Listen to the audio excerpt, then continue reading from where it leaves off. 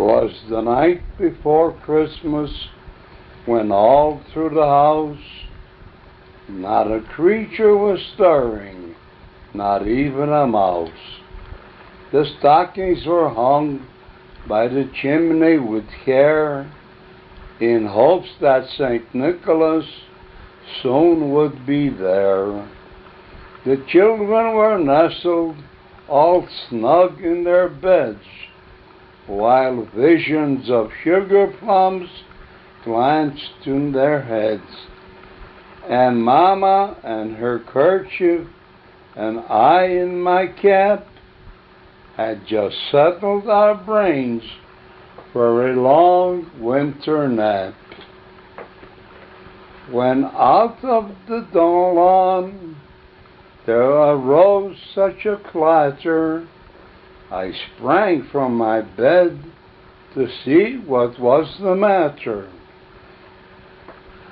Away to the window I flew like a flash, tore open the shutters, and threw up the sash.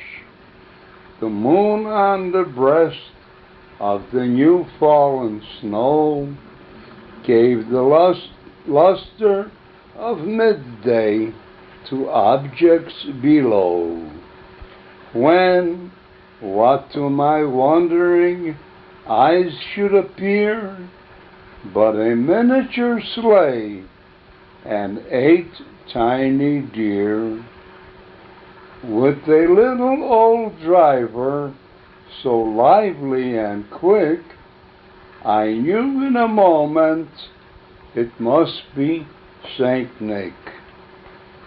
More rapid than eagles, his coursers they came, and he whistled and shouted and called them by name.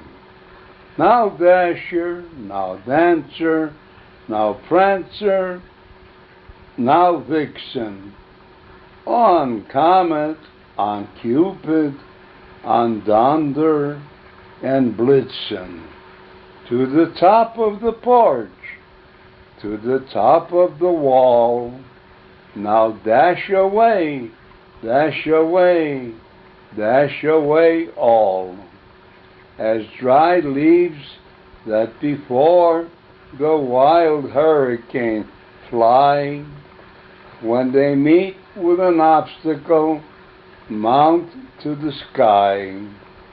So up to the housetop the coursers they flew, with the sleigh full of toys, and St. Nicholas too.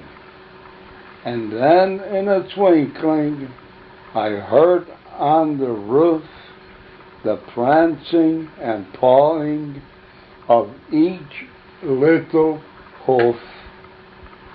As I drew in my head and was turning around, down the chimney came St. Nicholas with a sound.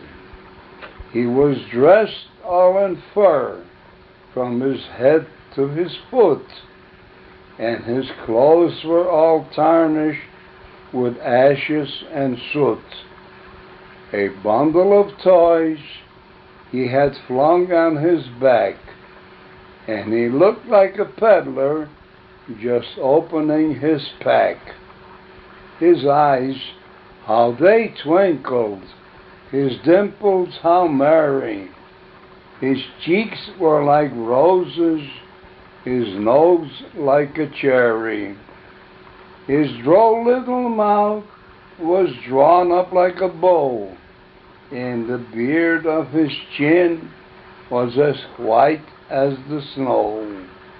The stump of a pipe he held tight in his teeth, and spoke it, and the smoke it encircled his head like a wreath. He had a broad face and a little round belly that shook when he laughed like a bowl full of jelly. He was chubby and plump, a right jolly old elf, and I laughed when I saw him in spite of myself. A wink of his eye and a twist of his head soon gave me to know I had nothing to dread. He spoke not a word, but went straight to his work, and filled all the stockings that turned with a jerk. And laying his finger aside of his nose, and giving a nod, up the chimney he rose.